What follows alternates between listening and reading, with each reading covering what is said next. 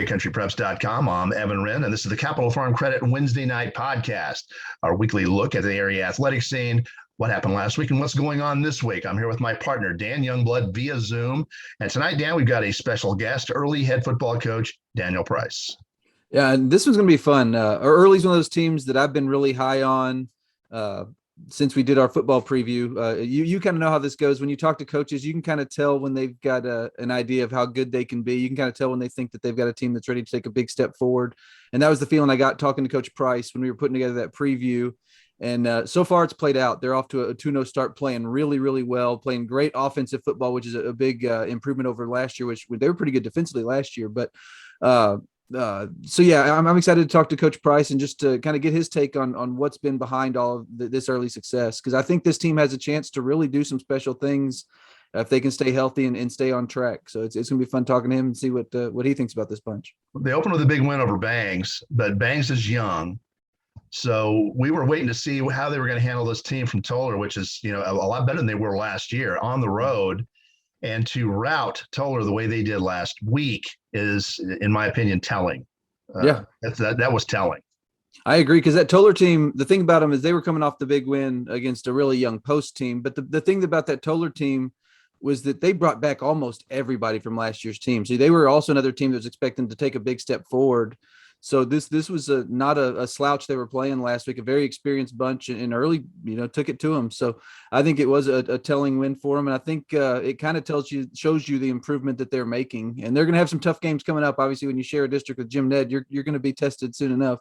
But I think that this early team is playing at a high level. And I think a lot of those kids that played as juniors and sophomores last year have taken huge strides forward, and you're starting to see some of the fruits of the work they've put in. So it's a fun time in early, particularly given that, that program, it had been a long time. Before last year, they hadn't made the playoffs in 11 years. So to get back to the playoffs last year was a big deal. And now they've tasted that success and want more. So it's exciting to see when you have those programs have these types of classes come through and the opportunity to really do some neat things for their program. Before we jump into tonight's show, we need to thank our primary sponsor, Capital Farm Credit, with offices all over Texas, including Stanford and Abilene. Buy your own slice of Texas with Capital Farm Credit. Together, we're better.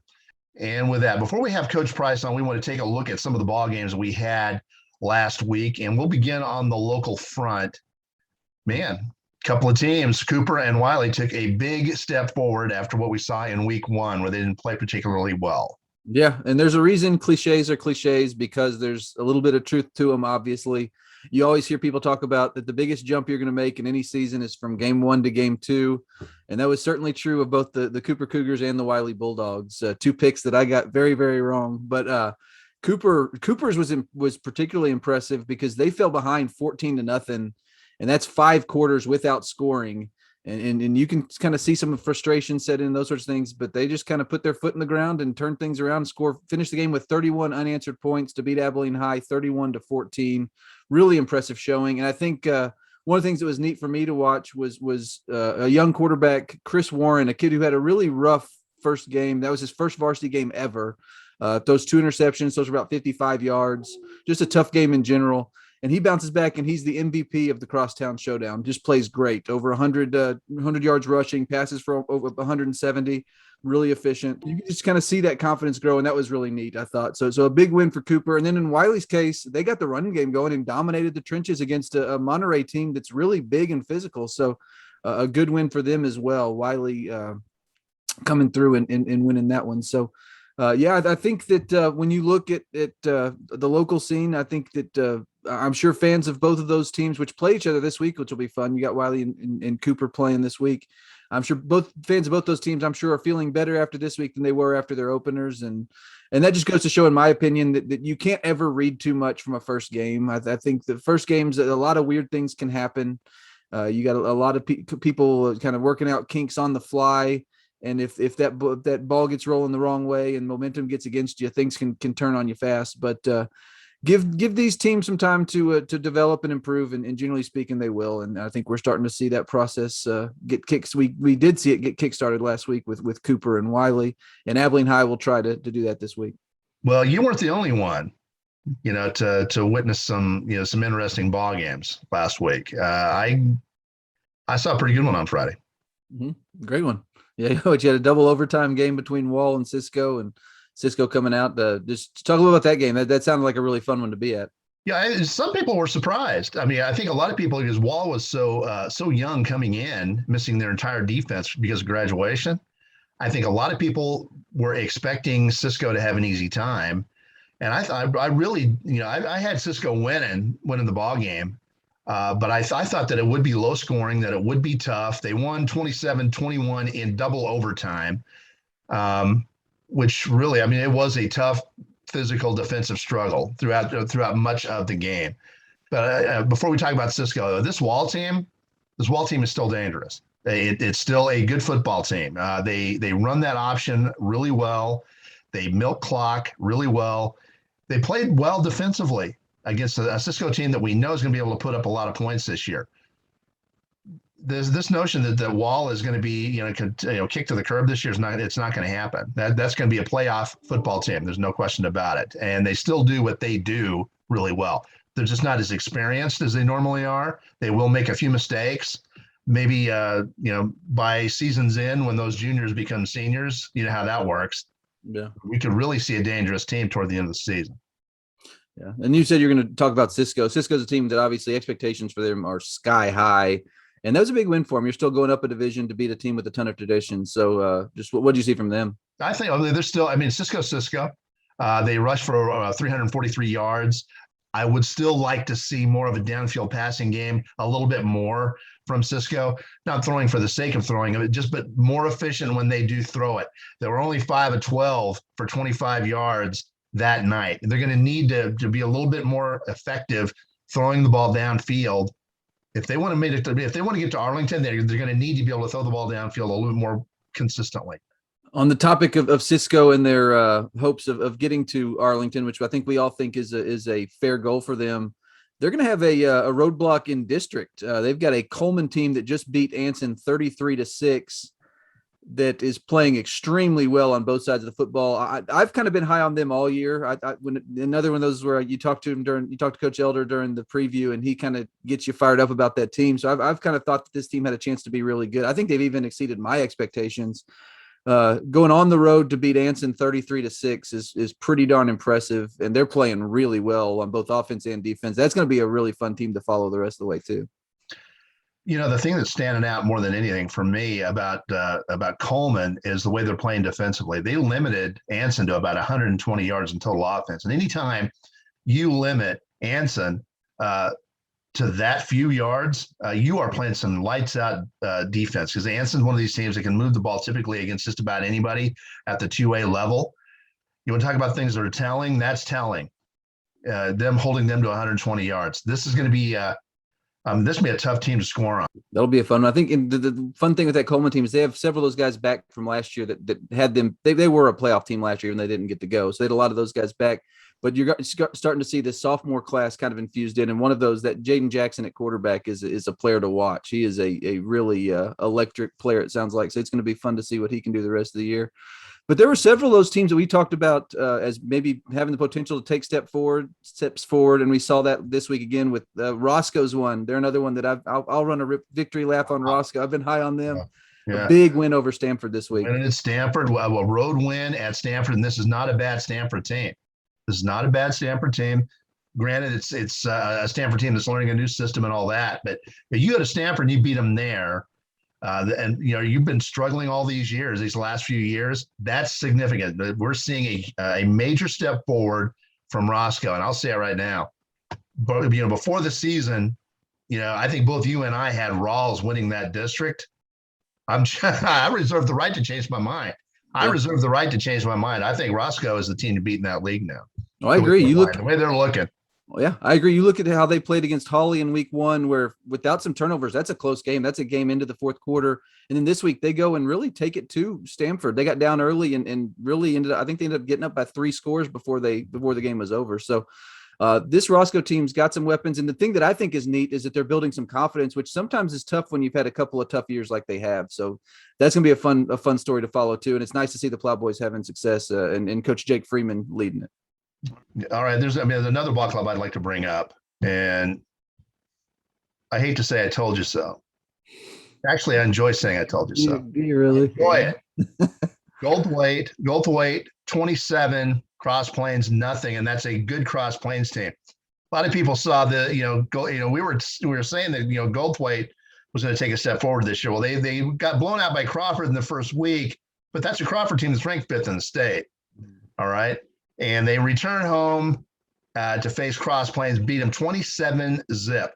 Goldthwait is clearly better than it was a year ago. This is a team that's going to be challenging for a playoff spot. No doubt about it. Yeah, this Goldthwait team is off to a good start. Like you said, the Crawford loss, I mean, that means nothing. In fact, I thought they were probably a little more competitive in that one than I thought they might be going into the season, because Crawford is just so darn good. But the win over Cross Plains did surprise me a little bit. I picked Cross Plains. I was not necessarily surprised that Goldthwait won, but the way they won did surprise me. The fact that they were able to go out and dominate that game and really shut down the Cross Plains offense, I think tells you the progress that this Goldthwait team has made. So I definitely think that Coach Friedell's bunch is one to watch. I think Jackson Patrick's a player that's kind of been under the radar. He's been playing there a long time. As a kid, that's kind of been a key to what they've been doing. Yeah. And this year you're finally starting to see the team around him is better, and you're starting to see him really shine, and he's going to be a fun one to watch the rest of the year as well. But the Goldthwait's definitely one of those teams to watch. And you did try to tell me, I didn't listen this time, but I'm definitely high on Goldthwait and what they can do the rest of this year. And there's another team like that in that same classification, and that's Forsan, just a district over. They're a team that another team that kind of went through their rebuilding phase, had their playoff year last year, and I think this year are ready to take a big step forward. And we're starting to see that as well. They're off to a 2-0 start with a 22-6 win over Post on Friday. But this Forsan team's one that I'm really high on, and one I'm excited to see what they can do as well, because I think they've got a chance to really challenge at the top of that district. Now, I'll tell you, and one thing about Forsan, if you look at their schedule, and it's not an easy schedule by any stretch, but it is very possible for them to get off to a 5-0 non-district start. It's possible that they could go into a crucial game at Anson at 6-0. It's possible. But I'll tell you what, the one matchup that I'm really looking at for Forsan, as well as they're playing right now, and things could change, there's no guarantees. The one matchup that I'm really looking at is this home date against Holly to close the season out on November the 5th. If they continue to play the way they are playing right now, that could be for a district championship. If they continue to play the way they are, they're going to have to stay healthy, obviously. And they're going to have to continue to play well, because everybody else is going to be improving as the season goes. So we shall see. Early on, I like that matchup, though, to close the season. That's going to be a big one if they keep playing the way they are. Yeah, it looks like a really fun one. And Forsan played in several of their district losses last year, had played really tight games. They're a team that they kind of limit possessions, play really physical defense, and do like to keep these games in a low-scoring game. So you're going to see a little bit of a contrasting style there in that Haskell game, which I think it only adds to the intrigue. But I think at least early, that does look like a really fun matchup on paper. I'll tell you another ball club we need to throw out. We can't not mention the Big Spring Steers, off to a 2-0 start and looking good. Looking good thus far. Routed Lubbock High School on Friday night at home. Yeah, and they're another one of those. I talked to Coach McWilliams before the season for our preview, and they're another one of those that I kind of pointed out as being a team that could take a big step forward, because he told me they could. He said they're looking and hoping to win their first district championship since 1990, which is a long time.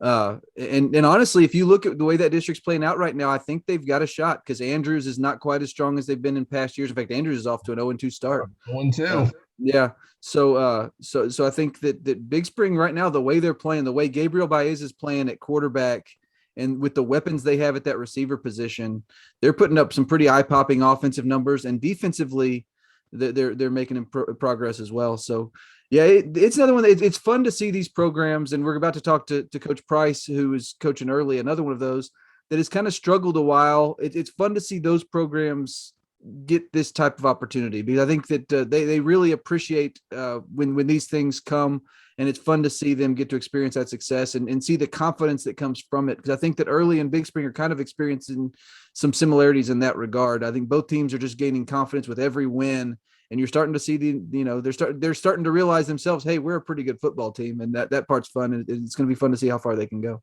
Before we bring Coach Price on, there's one other thing I want to talk about. I want to talk about District 1 4A D2, with Snyder, with Sweetwater, with Midland Greenwood, and a Monahan's team that was good enough to beat Andrews. This is shaping up into be it really looks like it's going to be a dogfight. Yeah. In that league. Sweetwater's off to a slow start, but they've played Jim Ned and they've played Stephenville. So we'll wait to see how well they're playing a little bit later. But Snyder's off to a 2-0 start. Monahan's is 2-0. And Greenwood just beat a Brownwood team that we know is a solid Brownwood team. Yeah. At home. Yeah. Came from behind to beat them. Yeah, and Greenwood's only loss was a narrow loss to a Lubbock Estacado program that's always good, always very athletic. So they're going to be good. I think you're right. I had Sweetwater winning that district to when we did our preseason. I'm starting to. I mean, I think it's wide open at this stage. But you do look at Monahan's with the improvement they've made. They're playing really at a high level. Snyder, we expected them to take a step forward, and they are. It'll be interesting to see just how much better they are. And then obviously the elephant in the room is that Greenwood team that is playing some outstanding defense. What's kind of interesting there is they really haven't gotten going offensively yet in terms of putting up big numbers, but they've played a couple of really good teams in Estacado and Brownwood, and those are good offenses, and held both of them to really kind of very, very impressive point totals. So that is going to be a fun district. And honestly, at this stage, I have no idea how it's going to turn out. I think that you've got 4 good teams right there. And it'll just be interesting to see kind of how that hierarchy works out. But yeah, it definitely looks pretty open right now. All right. Before we bring on Coach Price, we need to thank our sponsors. First and foremost, Capital Farm Credit, our primary sponsor, who brings you these Wednesday night podcasts every Wednesday night free of charge. Also, for the love of the game, broadcasting on our old friend Terry Slavens, owner of K-Legs 93.5 FM out of Breckenridge, 97.7 FM KATX out of Eastland.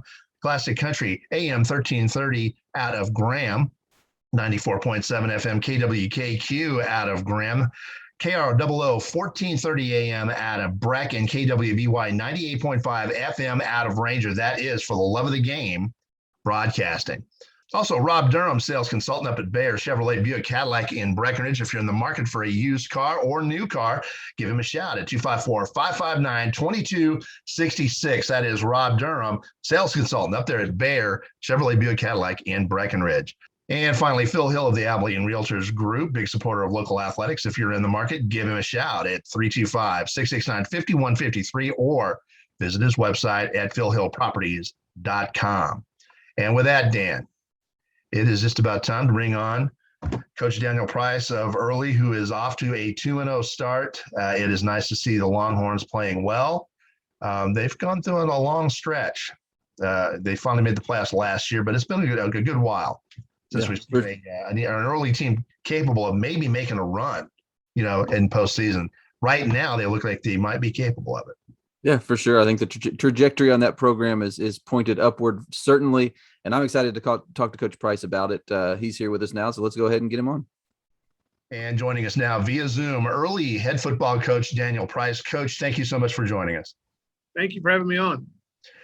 Coach, off to a good start, 2-0 starts. Got to feel good. What have been the big keys so far to your early success? Well, I think a lot of it plays into our experience from last year, and we brought back, I think, eight guys on both sides of the ball. And when you have that kind of experience, you start that next season with all those guys, and you realize real quick that you're way ahead of where we were at this time last year, and they're playing extremely well at the moment. So it's good to be in this position, and that fast start for us. I say it's all based on our experience.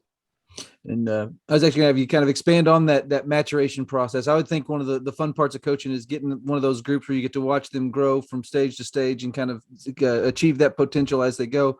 How much fun has that been? And I guess just describe kind of the process you've seen these kids go through in terms of that maturation.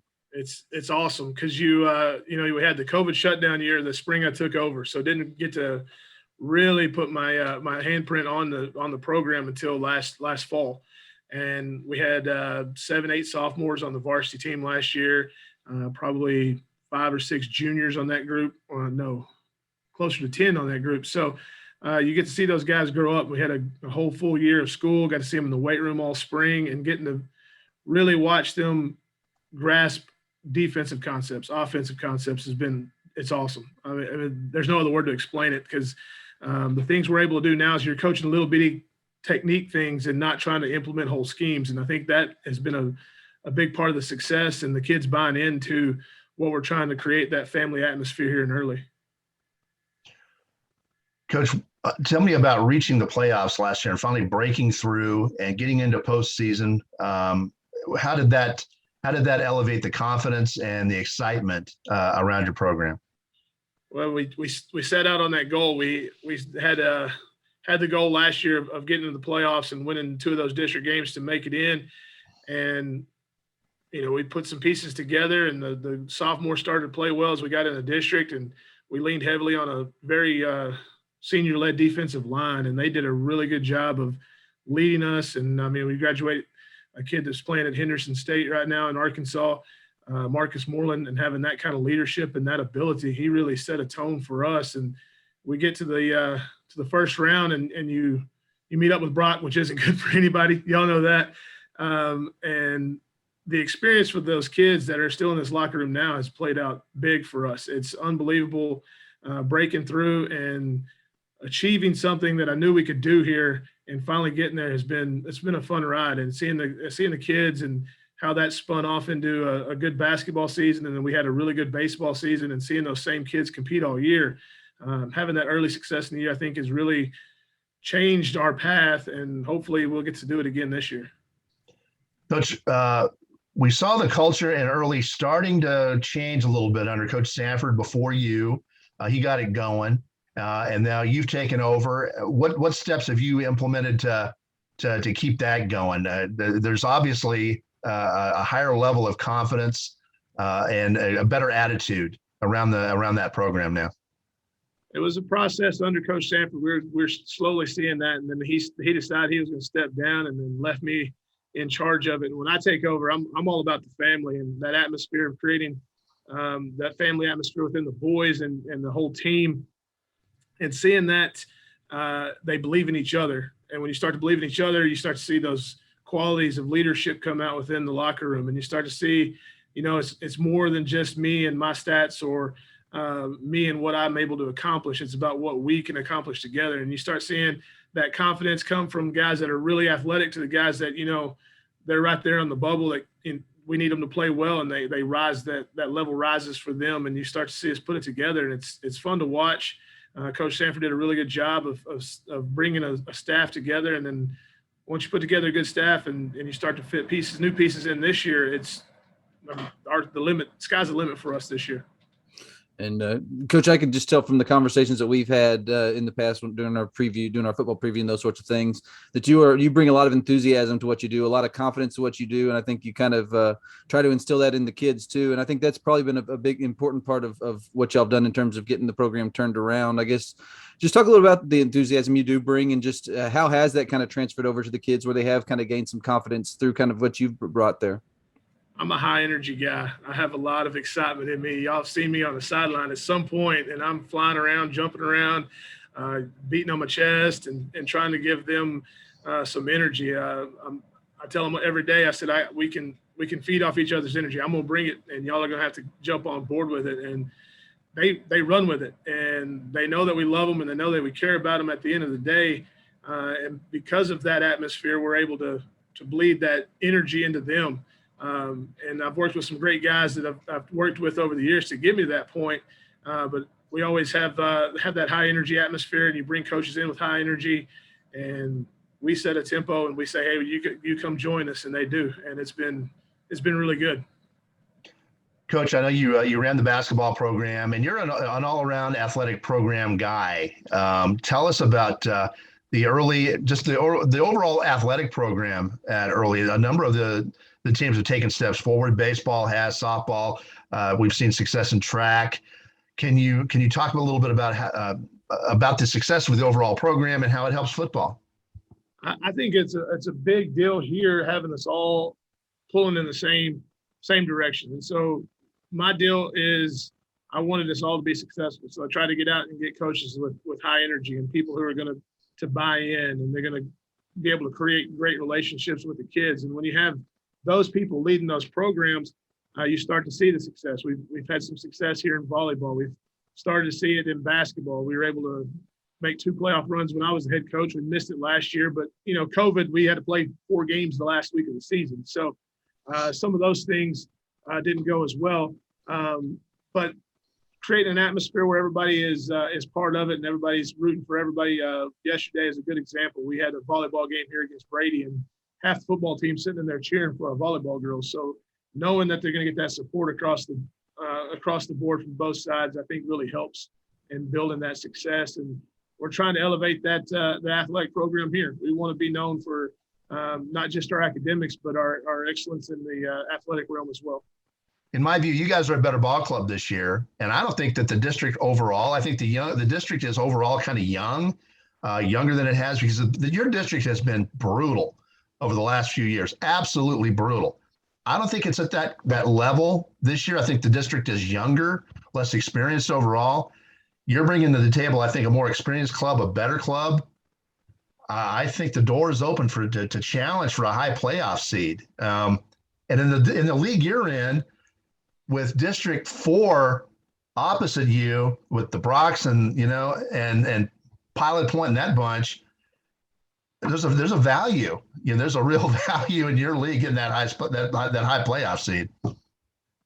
I'll tell you what, we got into this district 4 years ago. So first year I was here, we were still with Brady and those guys down south. And then that second year I was here, we got into the District of Doom, as we refer to it, with Eastland and Wall and Jim Ned and Clyde and Breckenridge. And so you got those quality teams that have tradition, and that's something we're lacking here. We haven't had a good run since the late 2008, I guess 7 was the last time they made a run.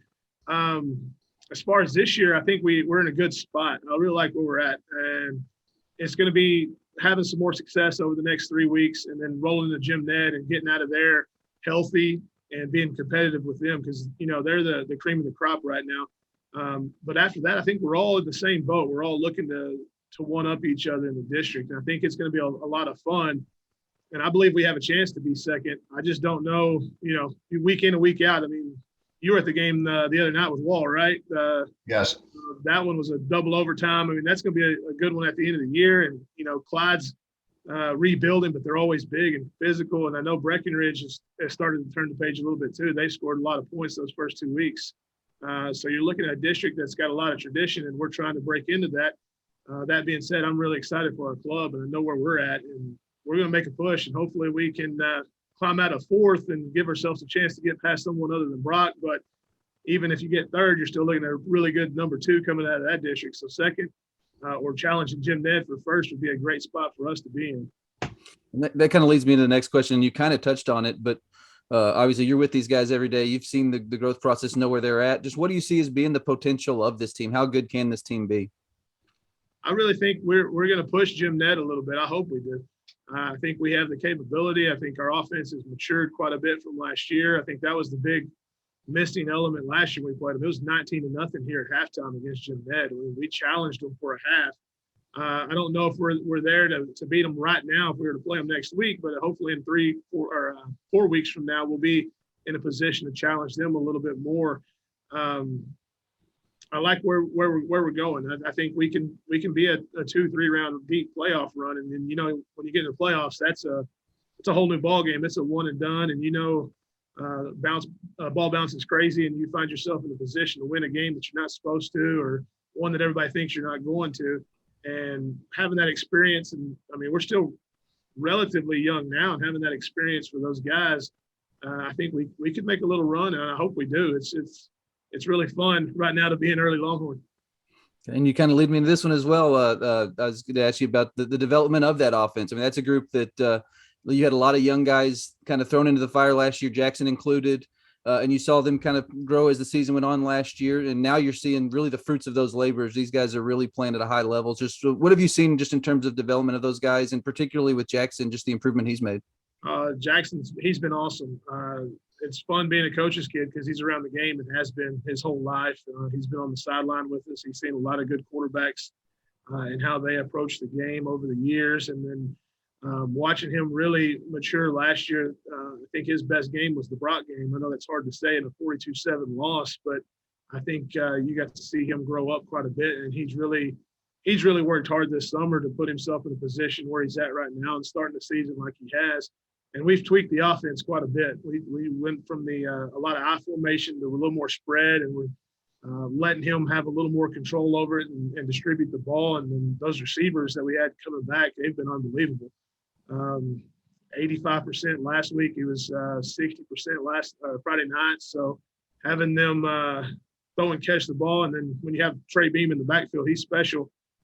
We hired Coach Ty Palmer to be our old line guy, and he has done a good job up front. So it's kind of all coming together in a perfect storm for us right now, and it's exciting and nerve-wracking all the same because with winning comes expectations, and so you have those for sure. But the kids are they're moving in the right direction, and the offense has really been hitting pretty good in the first 2 weeks. Tell us a little bit more about coaching your son. What are some of the challenges for you? We're both perfectionists, so we're like the same person. We don't like to be told that we're wrong when we know what we're doing. And so some of those challenges are finding that medium between being dad and knowing that I'm a coach on the field and I want what's best for him. And the best side or the flip side of that is we get into quite a few arguments, but the flip side would be we have that connection. We can communicate on the field without talking to each other. He knows what I'm thinking. He knows where I want to go with the football, what looks good, and it comes off the field. It's he's been around it for so long. It's fun to have that extension. He'll come talk to us, say, hey, this is what I'm seeing. Can we try this? Or I think this will work. And having some of that relationship with him on the field has been awesome. And I'm a proud dad. He's a great kid, and he's worked really hard to have the success he's had these first 2 weeks. And last year was tough, but it was good for him to grow up. And now seeing him play with the maturity and the leadership has been a lot of fun for a dad. Coach, thank you so much for joining us. We'll be keeping a close eye on you guys. We'll be in touch throughout the season as always. Best of luck to you. Thank you, guys. Hook 'em. Appreciate it, Coach. And that was early head football coach Daniel Price. It's good to see early taking a step forward this year, Dan. They have suffered a long time. They really haven't had a sound, really good football team since the days of Robbie Tyndall way back when I first started in this area, 06, 07, 08, in that time frame. Yeah, it's been a long time, but this bunch looks like it's one that, again, if they can stay healthy and keep things on the right track, I think they've got a chance to get into the playoffs and maybe win a game or two and make a little bit of a run. So it is exciting to see what's going on right now in early. And the thing that I think is fun is like I said at the beginning of the show, when you talk to these coaches during the preview, you never quite know because everybody's optimistic. Everybody thinks their team's going to be better. And you always kind of have to try to parse through that and kind of figure out whether, whether that enthusiasm is warranted or not. But I kind of got behind this early team early just with the way Coach Price was talking about it. You could tell that he thought that if his kids matured the way he thought they could, that they had a chance to really be considerably better. And I think we're seeing that. I think we're seeing a lot of those kids. I mean, they played a really young team last year. And I think he knew that a lot of these kids had talent. Jackson Price, his son, was a kid who really got thrown to the wolves a little bit last year as a sophomore and struggled at times.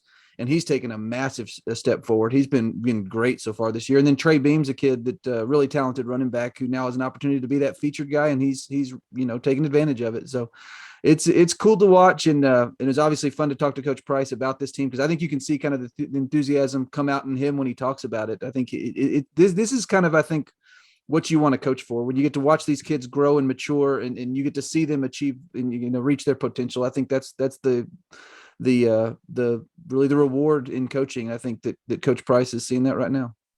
And looking ahead at their schedule, we could very well see, it's possible we could see a 5-0 early team squaring off with the state champs, Jim Ned, on October the 8th. We could have a couple of 5-0 ball clubs going at it in their district openers. Yeah. So that would be a fun night. That's going to be in Tuscola on October the 8th. If Early keeps playing the way they are, 5-0 is beyond a possibility. It looks like a likelihood if they keep playing the way they're at right now. And how much fun would that be if you're an early fan? Obviously, it's like you said, you have to go back to the days of Robbie Tyndall when they were, making trips to the state semifinals and stuff to remember expectations like this. And I thought that was really telling. I thought too, that when we brought up Jim Ned and Coach Price wasn't saying we got to, I mean, he wasn't just, conceding that one as a loss. He's saying we want to be able to be ready to compete with them when that time comes. So I thought that was cool too, because we know how good Jim Ned is. They're showing it again this year. They just won a state championship, and they're playing at an extremely high level. But I think it's neat that Early is kind of looking at that game as one they have a chance to compete in and maybe win. And I think that could be a really fun night if like you said, it comes to pass where you've got 2 5-0 teams ready to square off.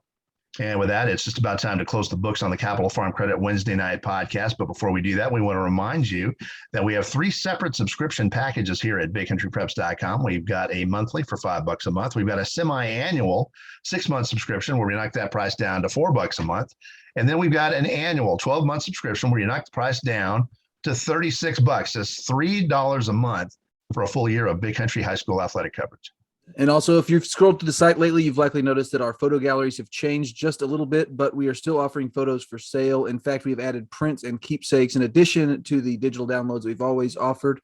So check out those galleries, and any photos you see that you like in those galleries are for sale. You just follow that prompt and you can purchase as many of those as you would like. But we are still taking a ton of photos. If you go through there, you'll notice a lot of photo galleries, one from each of these games that we're at. It's something we enjoy doing.